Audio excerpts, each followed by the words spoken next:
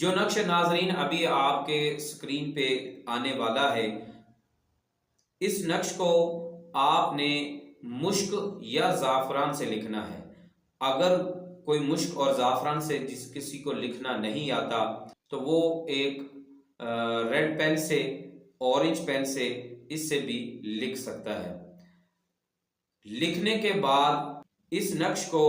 چاندی کی ڈبیا میں ڈال کر اپنی چوٹی پہ باندھیں، یعنی کہ جو یہاں پہ عورتیں اپنی چوٹی وغیرہ بناتی ہیں، جو بھی ہے اس جگہ پر بالوں پہ، جوڑے میں یا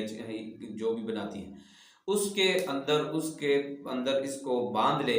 انشاءاللہ الکریم یہ بیوی اپنے گھر میں اس طرح ہوگی جس طرح ایک بادشاہ ہوتا ہے، اور الحمدللہ شوہر اس سے بہت ہی محبت کرے گا، یہ اپنے شوہر کی ملکہ بنے گی، یہ اپنے شوہر کی محبوبہ بیوی